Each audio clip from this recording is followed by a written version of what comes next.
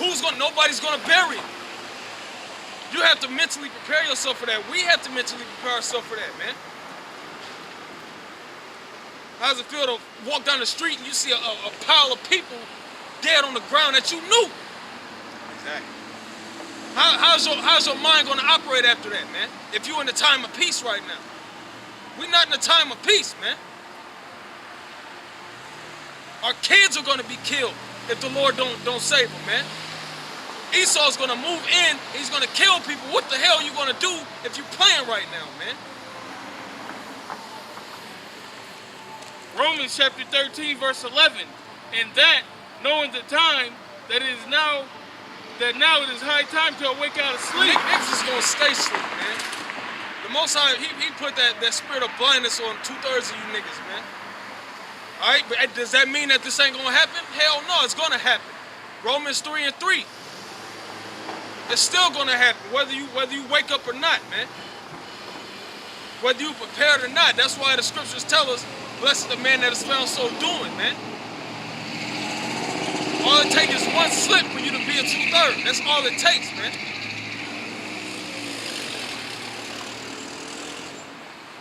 But it's high time. Right now it's high time, man. This is the pinnacle of prophecies right now. For now is our salvation nearer than when we believe. Yeah, now is our salvation nearer than when we believe. We getting ready to get out of here, man. Hey, just like we was riding in the car, man. Like we ain't got time for no niggas that don't want to get it, man. We ain't got time for niggas that don't want to be part of it. We ain't got time for niggas that don't want to listen. Oh well, man. The Most High gonna deal with you. You know? Our salvation is on the way. Our time of peace is on the way. Our time of peace ain't here yet. It's on the way.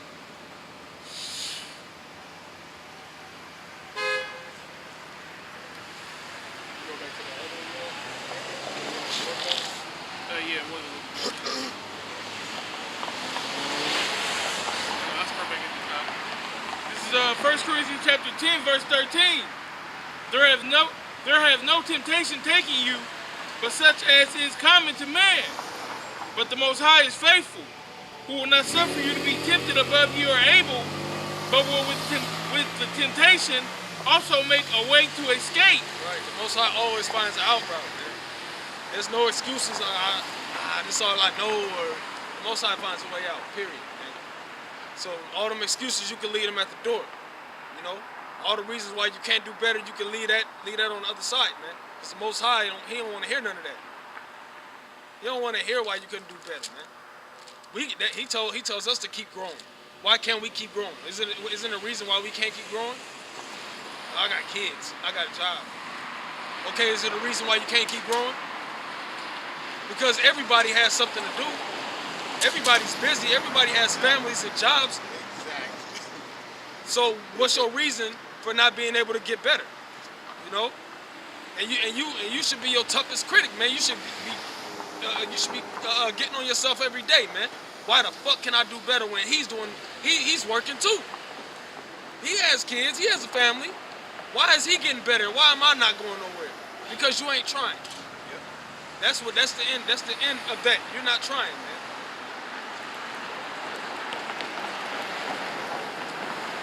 You got a question, bro? That ye may be able to bear it. Wherefore, my dearly beloved, flee from idolatry. And it said, my dearly beloved. Now you got to think about it. Whose name was beloved in the scriptures? Was not our forefather David? Was he not the beloved? So that's talking about Israel. It says flee from fornication. From idolatry. Flee from idolatry.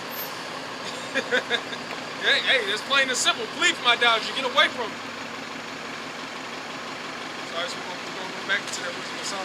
Unless you had something. Yeah, I just want to grab something right quick.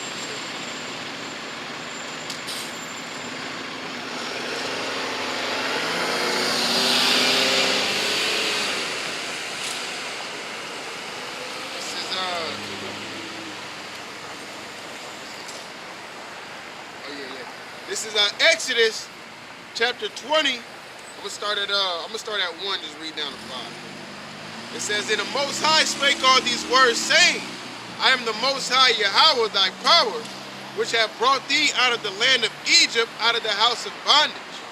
Thou shalt have no other gods before me. Right. That's simple. Thou shalt have no other gods before me. So when you think about these different things that you chase, money, women, holidays, when you think about these different gods, these are number gods. Yes, And if you putting this before the Most High, that's you clearly breaking commandment. You clearly don't care about the Most High, because if you love Him, you'll keep Him. So if you got more time to do the things you do today, or take care of your family more than you got time to take care of the house of Yahweh Shem Yahushai, you breaking the commandment, man. It's about priority. The world teach you that priority. You gotta have your priorities straight. Have all your ducks lined up in a row. It starts with being a man of the Lord and following what the scripture says here, man. Yeah, desire. What fertility god do Easter go back to?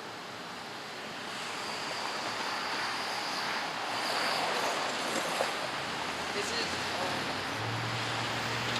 Serenus?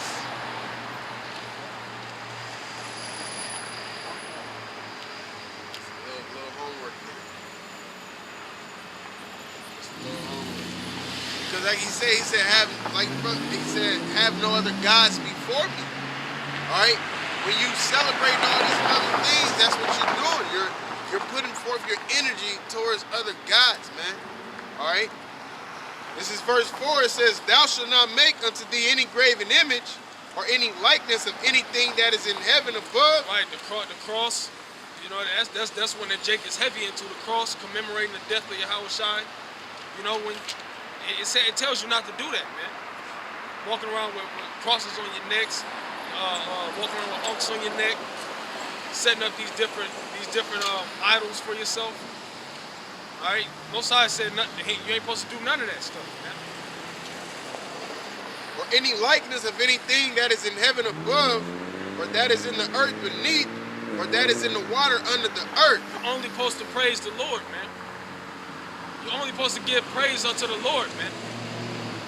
Walking around and making up idols and trying to make it as if it's the Most High, like Easter. That's how they do it. They're making it as if it has something to do with Yahushua, man. It has nothing to do with Yahushua.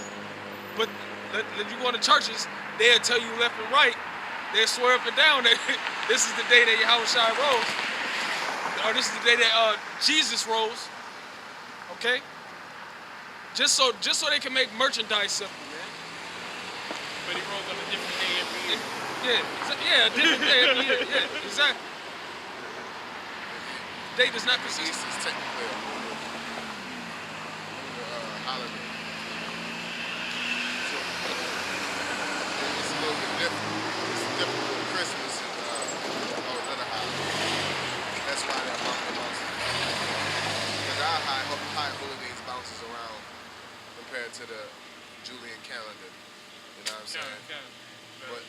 But at the end of the day, a valid point would be is if Christmas represents the birth of the Lord, how can Easter represent his dying and rising again with Good Friday, when we all know the Lord was crucified around the Passover and he was born around the Passover. The same time he died, the same time he was born. So how?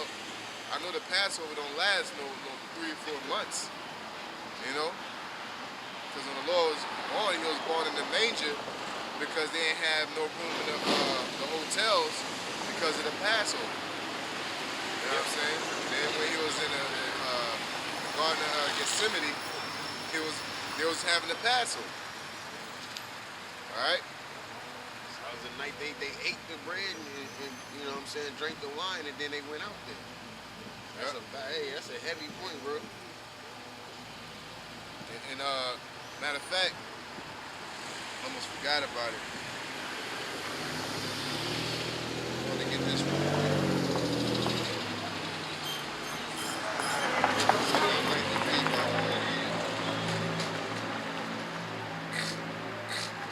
This is ChristianBlog.com. This is like the first one I pulled up, so it's not, you know what I'm saying, there's better ones out there. But this is going over Constantine. It says Constantine merged Christianity into paganism. Alright? Because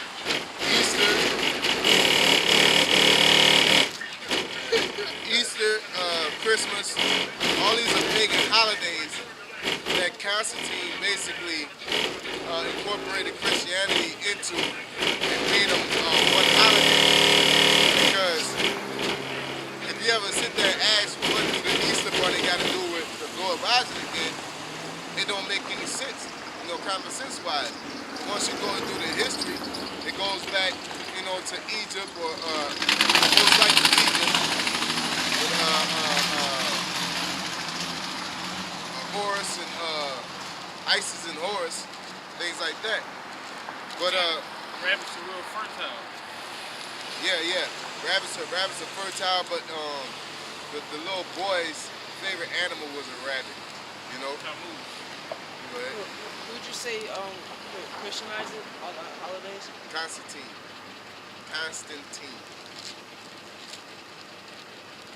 There's a movie called Constantine which got nothing to do with him.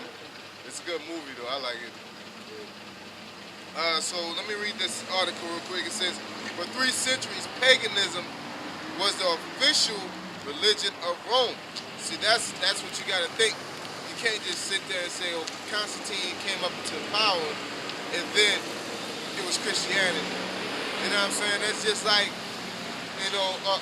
that's like Apostle Tahar would rise up and be the president. All of a sudden, everything is, GMS now. Like, you're celebrating the holidays, we celebrate things like that. You know what I'm saying?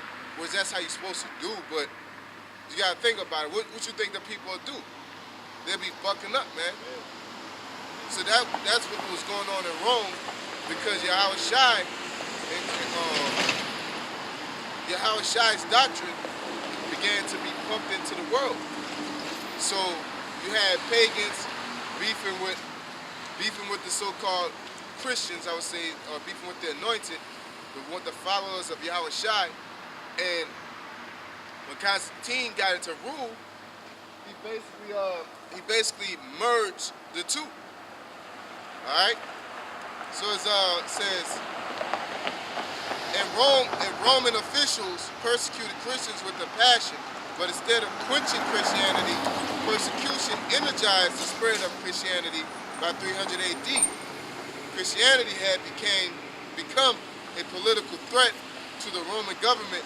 This caused the Emperor Diocletian to more violently persecute Christians.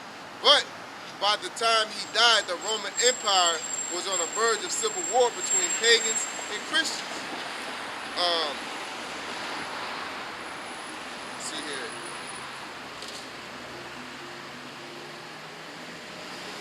And that's the last thing that you want with your empire. You don't want your empire fighting with itself, because you can't rule like that.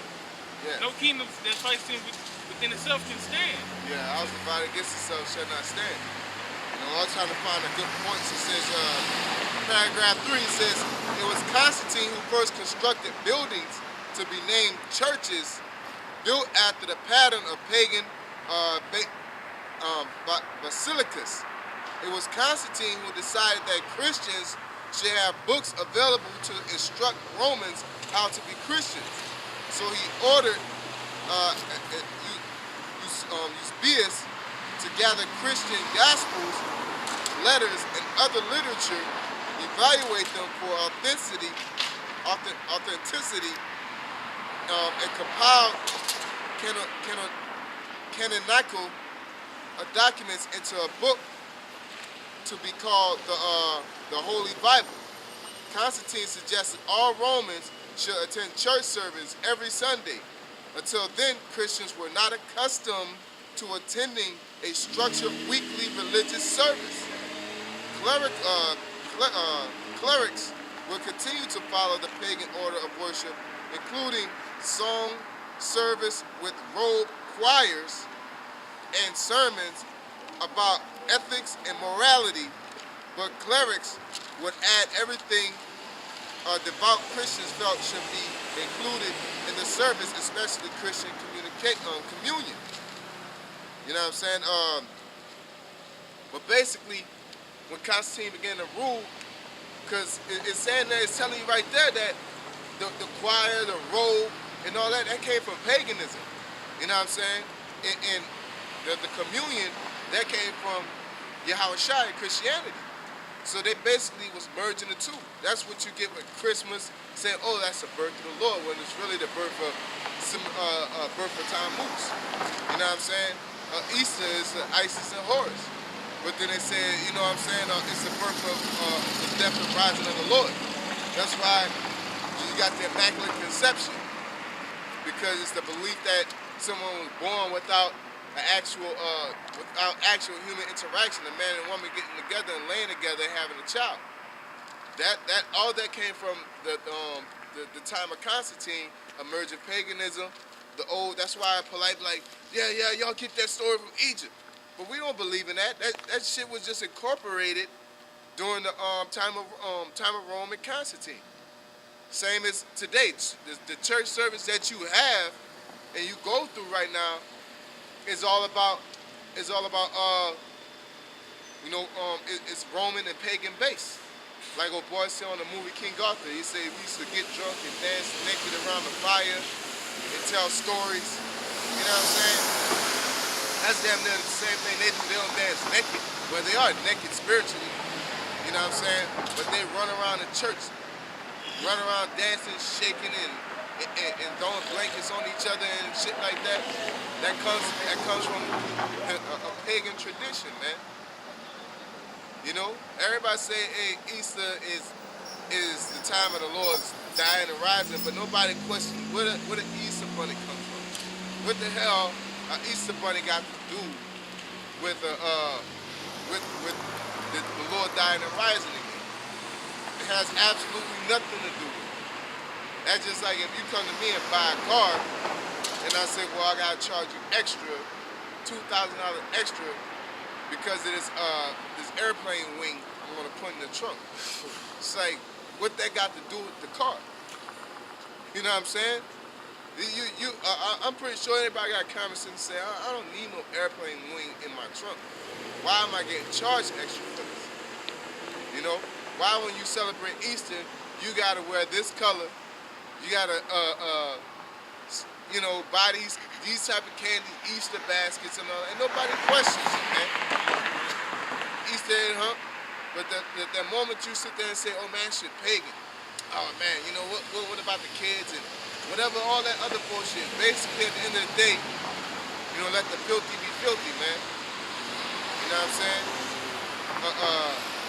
It says to the filthy unclean, there's nothing good. For the faith and believing, everything is, according to the scriptures, everything is good. You know? And what I wanted to say earlier is that at the end of the day, the people that say they believe, that profess with their mouths that they believe in the Most High, they don't want to believe seriously because they're not disciples. They're not disciplined in they're not disciplined in the art of being an Israelite. You know what I'm saying? The art of truth. You know, really, they're just not disciplined, man. So they'll make up an excuse to not keep that structured discipline. You know?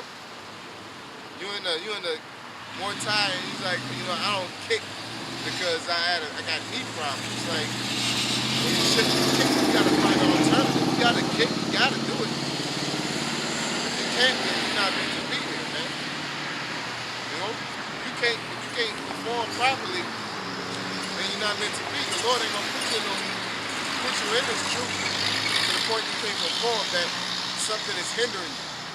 Talking about cigarettes, or this how you was raised, or just let me keep this little portion and I do this other, everything else. You know? It don't matter, man. Everybody got their things that they have to give up, man. You know? Or the power somebody shaving your head, hey, so what? So what? You go bald. That's just what it is. But don't shave. You know? Like, you're supposed to, You know, with your kids, talking about, oh man, my kids got to have something. What about my kids? What am I going to do, or what are they going to do? I can't have them being left out. Like, that's a part of it, man. You know, making your, sacrifice your life. He that loses his life shall find it, man. Because at the end of the day, until that kid reaches adulthood, that kid's decision making is in your hands, and your judgment will be based upon you. So if the Most High gonna put you to death, He's gonna put your child to death. You know what I'm saying? If your child goes off, then you going off. You gotta judge that child. Basically, you the Most High to that child until he reaches till that child reaches adulthood. You know? Go ahead. So, Psalms chapter 106, verse 34. It says, verse 33, because they provoked his spirit so that he spake unadvisedly with his lips. They did not destroy the nations concerning whom the Lord commanded them, but were mingled among the heathen and learned their works, and they served their idols which were a snare unto them. Yeah. Yea, Go ahead. yea, they sacrificed their sons and their daughters unto devils. Yeah, how you do that? Dressing them up for Easter Sunday, for Christmas, for Halloween. You know, you offering them up to whatever God that's celebrated or that's glorified on that particular day. All right? That's just how it is, man. This ain't no just coincidence or you're just having fun. This is a serious matter then, man. It's in the Ten Commandments. Put no other God before me, man. Don't worship no other God. He said, I'm a jealous God. What are you doing worshiping another God, man? You know? You come home with another woman's cologne on, man, basically. Oh man, I was just hanging out with her, like, but you smelling like, your woman was like, you smelling like the bitch though, you know what I'm saying? Y'all was close, you know? I was just gonna say, like the scripture says, the thief is ashamed when he is found, so is the house of Israel ashamed. You know? Shame you getting caught doing the shit that you ain't supposed to be doing. Yeah, at the end of the day, you know that you're doing this on purpose. You know that you're playing. You know that this is a game to you. You know. Why is you fronting like it's that you really taking this serious and you trying your best to be holy? Why is you playing? You know that you don't take this serious and it's all a game to you. It says, and shed innocent blood, even the blood of their sons and of their daughters, whom they sacrificed unto the idols of Canaan, and the land was polluted with blood. Thus were they defiled with their own works, and went a-whoring with their own inventions. Yeah, went a whoring with their own inventions, man. Cause all these gods are gods, but they're not real, man. You know, cause I remember Polite saying, "Oh, see, this is gods." The Bible said there's other gods. No, it's saying that they created them. It's acknowledging that it was an invention by man. It's not going to sit there and lie and say that they never existed. You know, like, and I'm not talking about existing as far as living or if they have an actual power. I'm talking about existing as somebody made them up and people were worshiping a made-up deity at a point. All right? Psalms 96 and 5. For all the gods of the nations are idols, but the Lord made the heavens. Yeah, they're idols, man. This is Jeremiah chapter 7, verse 16. Therefore pray not thou for this people, neither lift up cry nor prayer for them, neither make intercession to me, for I will not hear thee. Seest thou not what they do in the streets of Judah and in the streets of Jerusalem? The children gather together wood, and the fathers kindle fire, and the women knead their dough to make cakes to the Queen of Heaven. Yeah, that's talking about Christmas. But the Lord said, pray not to me for this people, man. Like, you don't see what they're doing? All right? We're in a time of sifting. We're in a time of separation. All right? The Lord said he shall bring a division. All right? You know, father against son, son against mother, all that is going to be a division, man. And it's ultimately the elect against the 2/3, Israel against the heathen. All right? But what the world is saying, you know, we all need to come together. Every time Jake got a problem or all this shit that happened, they'll say they piece on some real shit and say, oh y'all cops is killing our people, y'all wrong, y'all don't give a fuck about us. You know, I'm not racist. You know what I'm saying? That old weak ass shit that you just basically, you know what I'm saying? We all need to come together and figure this thing out. No, man. They don't give a fuck. They don't care. The bodies are piling up right before your eyes, and you ain't got nothing to say about it, man. All you do is saying we need to come. They ain't gonna do it. They're gonna keep on knocking niggas off, man, left and right.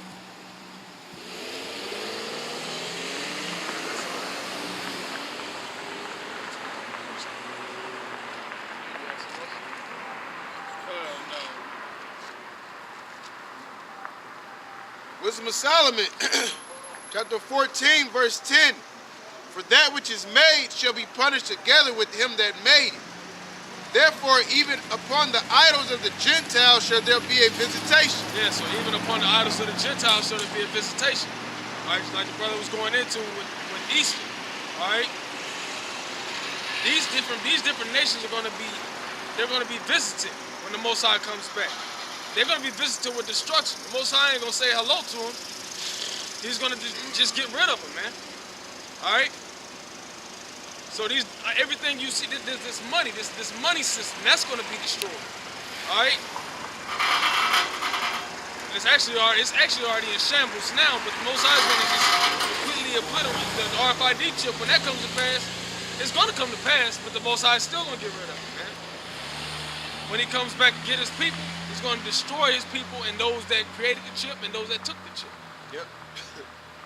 And I was gonna say, what proves the power of the Lord is when they had the Ark of the Covenant next to Dagon, I believe it was. And they put it in the temple. You know what I'm saying? And the power of the Lord basically destroyed the idol.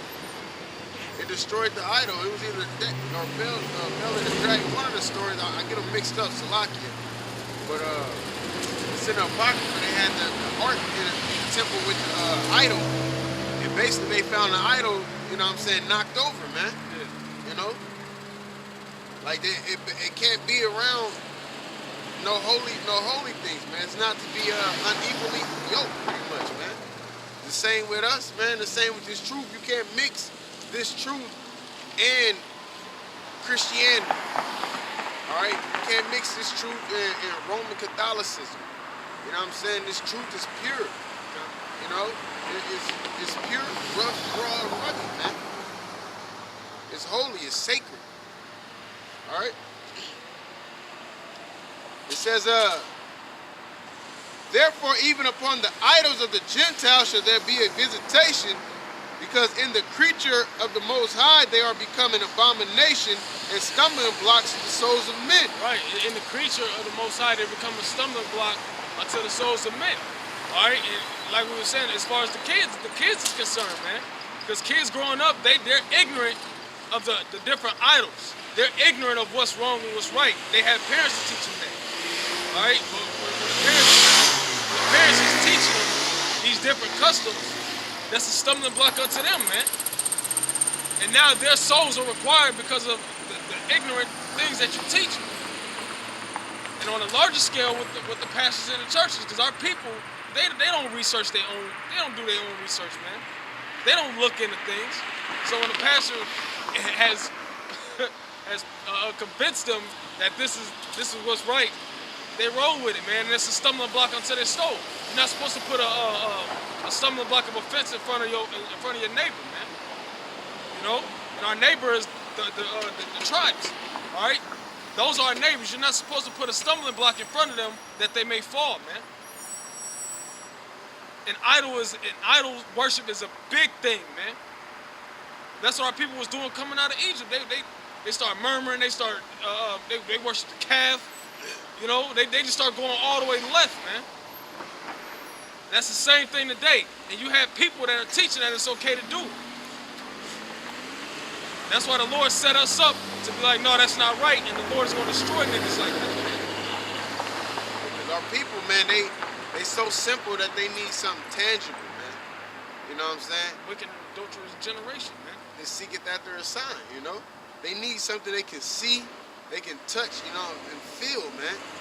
You know, that's why when they like, man, it's nigga Moses, man. Up there, Lord, that, man, hey, man, we need something. Where the fuck Moses at? Where the fuck Moses at? He's still up there?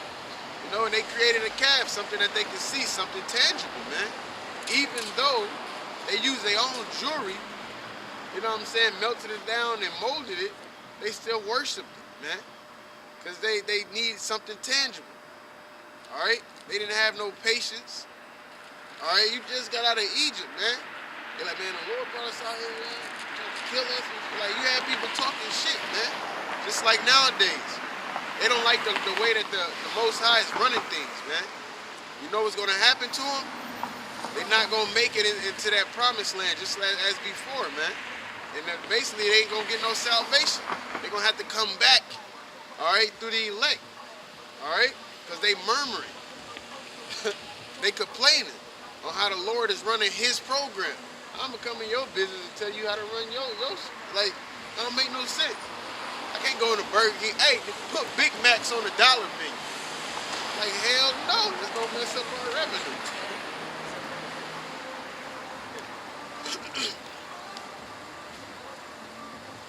It says, they are becoming an abomination and stumbling blocks to the souls of men and a snare to the feet of the unwise. Yep. For the devising of idols was the beginning of spiritual fornication. Devising of idols is the beginning of spiritual fornication. So when you get idols and you start worshiping, when you start worshiping these idols, then guess what? And that goes into that Jeremiah that you bring out. Can you get that back for sure? It says the Most High gave us a bill of divorce, man. You know, because you want to worship these different idols, you want to be married unto these different deities. So the Most High, he put us away, man, because of those type of things. I believe it's Jeremiah 6, 8. Jeremiah chapter 3, verse 8. And I saw, for all the causes were